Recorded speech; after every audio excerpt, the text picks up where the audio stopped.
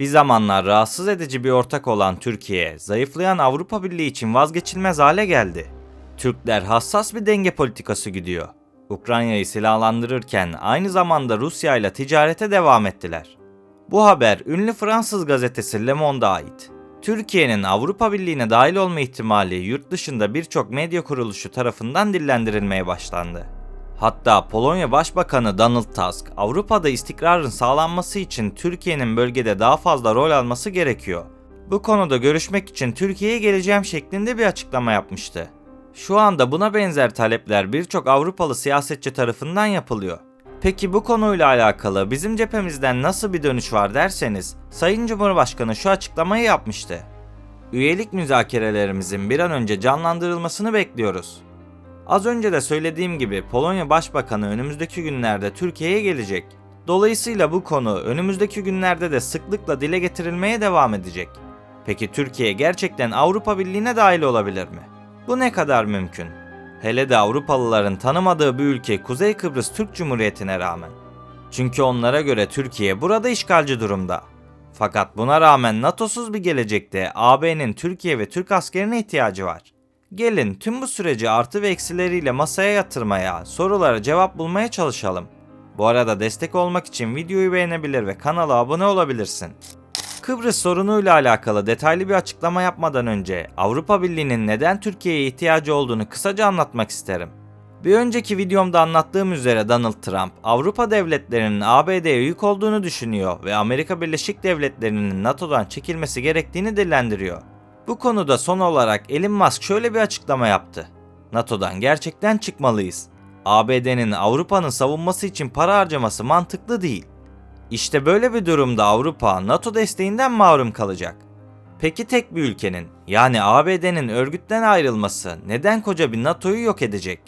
Öncelikle şunu söylemeliyim ki Amerika Birleşik Devletleri tek başına tüm Avrupa devletlerinden daha büyük savunma harcamalarına ve askeri güce sahip. ABD'nin çekilmesi Avrupa'nın güç kaybetmesi anlamına geliyor.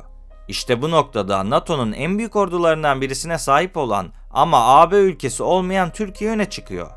Türkiye, Fransa ve İngiltere ile birlikte Avrupa'daki en büyük ordulardan birine sahip. Ayrıca son yıllarda savunma sanayisine büyük yatırımlar yaptık. Bu nedenle NATO'suz bir gelecekte Avrupalıların ülkemize ve ülkemizin ordu gücüne ihtiyacı olabilir. İşte bu durum Türkiye'nin Avrupa Birliği'ne katılma olasılığını gündeme getiriyor. Fakat işler tam da göründüğü gibi değil. Türkiye'nin olası bir AB üyeliğini mümkün kılmayacak birçok neden var.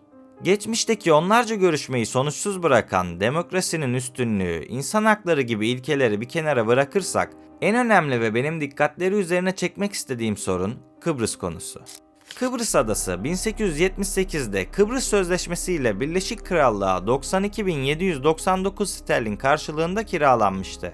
Fakat 1. Dünya Savaşı'nda Osmanlı'nın Almanya'nın yanında savaşa girmesi nedeniyle Birleşik Krallık adayı ilhak ettiğini açıkladı. Genç Türkiye Cumhuriyeti ise 1923'te imzalanan Lozan Barış Anlaşması'nın 21. maddesi gereğince ne yazık ki adanın ilhakını tanımak zorunda kaldı. Takvimler 1960 yılını gösterdiğinde İngilizler olası bir anlaşmazlık durumunda garantör olma koşuluyla bölgeden çekildi ve böylece Kıbrıs Cumhuriyeti adında bağımsız bir devlet kuruldu. Cumhuriyetle yönetilen bu yeni ülke devlet yönetiminde Rumlara liderlik vasfı yüklese de Cumhurbaşkanı yardımcısı bir Türk olmak zorundaydı. Aynı zamanda Kıbrıs bayrağının dışında her iki etnik ırk da kendi bayraklarını özgürce kullanabilirdi. Yani adı üzerinde Yunan ve Türk bayrakları dalgalanıyordu. Kurulan bu yeni ülkenin Türkçe ve Rumca olmak üzere iki resmi dili vardı. Öte yandan Bakanlar Konseyi 7 Rum ve 3 Türk olmak üzere 10 bakandan oluşacaktı. Kamu çalışanlarının %70'i Rum, %30'u Türk toplumundan olmalıydı. Ancak İngilizlerin adada yaratmış olduğu bu Rum siyasi üstünlüğüne rağmen Rumlar kirli düşünceler içindeydi. 15 Temmuz 1974'te adada çok büyük bir darbe yapıldı. Kıbrıs'ın Yunanistan'a bağlanmasını isteyenler ülkedeki Türkleri evinde katlederek Kıbrıs darbesini gerçekleştirdi. Fakat Kıbrıs Cumhuriyeti Garanti Anlaşması kapsamında Türkiye garantör bir devletti. Bu nedenle Türk ordusu 20 Temmuz 1974 sabahı adaya havadan ve denizden çıkarma yaptı. Sonuç olarak o günden bugüne Kıbrıs'ın kuzeyi yeniden Türklerin kontrolü altına girdi. Fakat bu durum görkemli bir askeri kazanım olsa da aynı zamanda siyasi bir başarısızlık anlamına geliyordu. Çünkü Birleşmiş Milletler'e göre Kıbrıs Cumhuriyeti adanın tek hakimiydi. Dolayısıyla günümüzde Kuzey Kıbrıs Türk Cumhuriyeti ne yazık ki hiçbir Birleşmiş Milletler üyesi tarafından tanınmıyor. Hatta onlara göre Türk askeri adada işgalci konumda olduğu gibi bu toprakları uluslararası herhangi bir anlaşmaya bağlı olmaksızın işgal etti. Lafın özü, günümüzde gelinen noktada Kuzey Kıbrıs Türkiye hariç hiçbir ülke tarafından tanınmıyor. Ne acıdır ki bunlara Türk devletleri de dahil. Bu nedenle Kıbrıs sorunu gerçekten çözülmesi zor bir konu olarak günümüzde de öne çıkıyor. Ancak ABD'nin Avrupa'ya bu kadar zıt gittiği ve yaptırımlar uyguladığı bir dönemde Avrupa Birliği Türkiye'ye yönelik iyi ilişkiler kuracaksa bazı imtiyazlar verebilir. Çünkü bu imtiyazları zamanında Rumlar için verdiler. Bize göre Güney Kıbrıs, dünyaya göre ise Kıbrıs Cumhuriyeti olarak bilinen ülke, 2004'ten bu yana Avrupa Birliği üyesi. Fakat bu durum içinde biraz hukuksuzlukla barındırıyor. Peki bahsettiğim bu hukuksuzluk ne? Az önce Türkiye'nin garantörlük kapsamında adaya müdahale ettiğini anlattım. Evet, ada üzerindeki olası anlaşmazlıklarda söz hakkı olan 3 garantör devlet var. Bu devletler Türkiye, İngiltere ve Yunanistan. 1960 yılında imzalanan garantörlük anlaşmasına göre Kıbrıs Cumhuriyeti diğer 3 ülkenin üyesi olmadığı bir ittifaka dahil olamazdı. Fakat dikkatinizi çekerim ki İngiltere ve Yunanistan AB üyesi iken Türkiye Avrupa Birliği'nde değildi.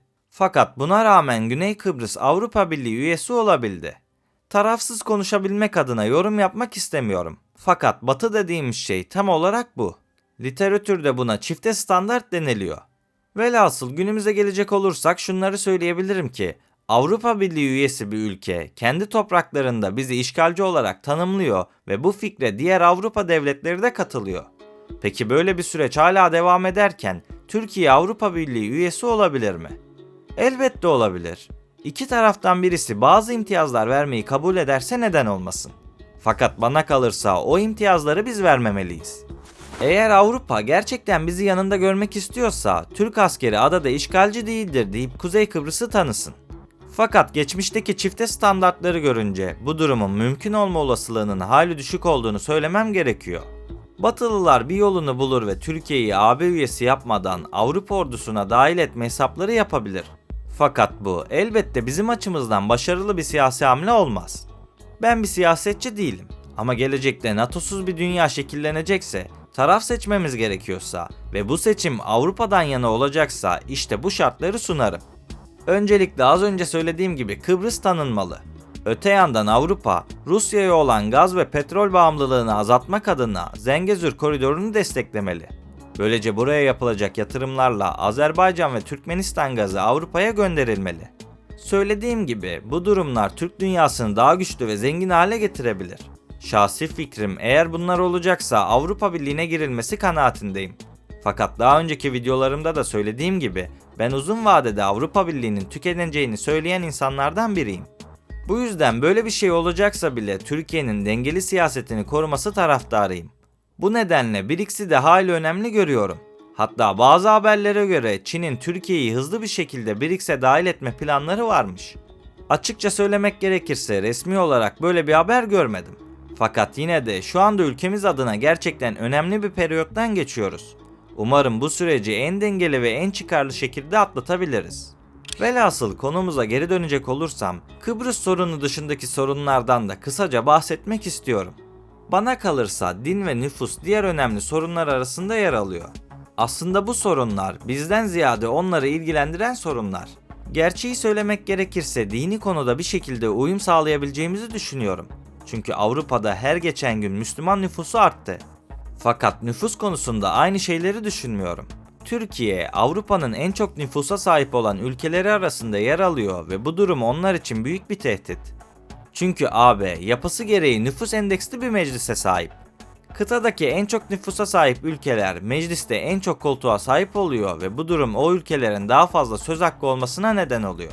Dolayısıyla bu durum olası bir AB üyeliğimizde Türkiye'nin en çok koltukla söz hakkına sahip olacağı anlamına geliyor. Yani dilersek birçok kararı veto edebilir ya da birçok tasarıyı onaylayabiliriz. Bana kalırsa hiçbir Avrupalı bunu tercih etmez. O yüzden bu konu geçmişte olduğu gibi gelecekte de sorun olmaya devam eder. Peki siz bu konu hakkında ne düşünüyorsunuz? Sizce Türkiye AB üyesi olmalı mı? Ya da Trump'ın Zelenski'ye dediği gibi kartlar bizlerin mi yoksa onların elinde mi?